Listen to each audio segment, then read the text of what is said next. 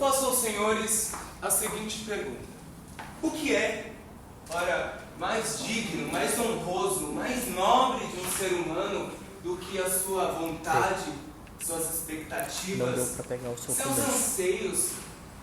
Isso principalmente quando tratamos de um pai de família, esse a qual lutou, esse a qual conseguiu proezas, a qual construiu família e, recorrente a isso, bens.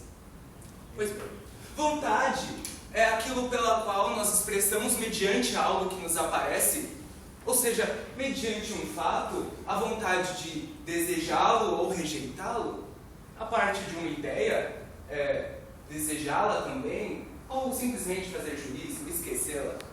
O fato é, a vontade existe, e a vontade, eu acho que deve ser assim. Inclusive quando diz respeito à família, isso quando diz respeito a algo subjetivo, algo tão interno, algo tão intrínseco, algo pelo qual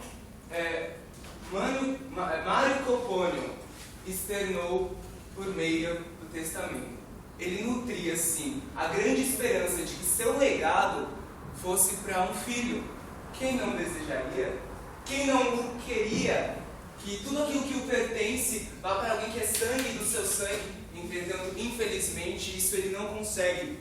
Mas concordam comigo que existem, e é muito comum que laços sejam laços externos, laços com outras pessoas sejam tão fortes quanto? Ora, por quê?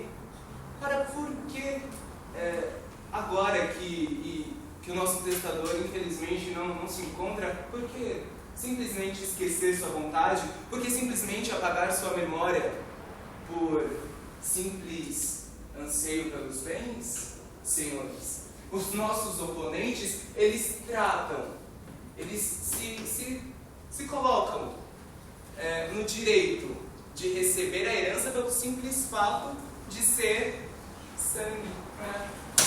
Realmente, mas eu tenho uma convicção, e espero que os senhores também tenham, de que aquilo que eu conquisto, de que aquilo que eu batalho, não porque eu não estou aqui em vida, mas eu ainda tenho propriedade sobre isso. Eu acredito que a vontade, a voluntas, ela deve ser respeitada, não só por ser uma voluntas subjetiva.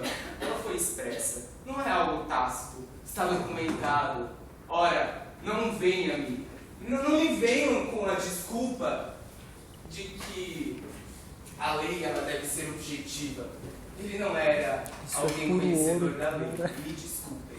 Ele era um simples homem que gostaria que seu legado fosse, primeiramente, para um filho, caso esse não houvesse, para alguém de sua confiança e para alguém amado.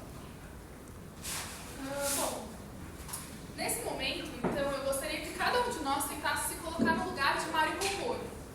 Um homem que, depois de passar uma vida construindo seu patrimônio, uma tradição, ao acumular conhecimento, prevê sua morte chegando e se vê sem filhos para passar o seu legado. Bom, de acordo com a sociedade, os costumes, não ter um filho seria ter uma existência em vão? Simplesmente ele ia falecer, sem deixar um herdeiro, sem deixar alguém que carregasse aquilo que ele acumulou durante toda a sua vida? Bom, então ao pensar na possibilidade de sua esposa estar grávida, ele se atrela com tanta esperança essa possibilidade, ele vê uma luz para a sua vida. E ele se baseia nessa possibilidade para escrever seu testamento. Contudo, apesar dele prever a sua morte, ele não acredita que seria tão cedo. Porém, assim que ele escreve seu testamento, ele falece, sem que ele pudesse de fato saber se realmente aquela gravidez era real ou não. Então, como ele poderia ter previsto? Como ele poderia nomear alguém de fato, se ele estava tão cego por aquela esperança que tinha tomado? Bom, ele nomeia então seu companheiro, seu amigo Manicúrio, alguém de sua confiança. E todos nós sabemos que na nossa sociedade romana, muitas vezes, pessoas fora da família sanguínea fazem parte do núcleo familiar.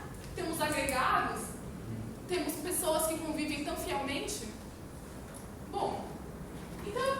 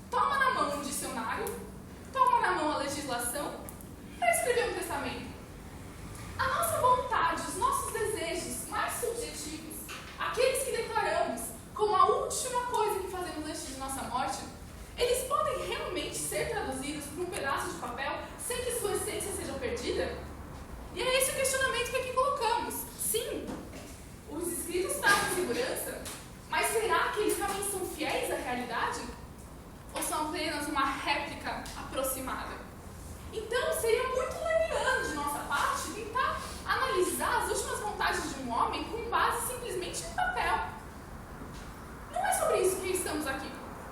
Nós estamos aqui para debater não um sucessor, não um testamento, não um herdeiro, mas sim o respeito às vontades de um homem. Para respeitar o indivíduo, precisamos respeitar os seus desejos, as suas escolhas autônomas. Então, se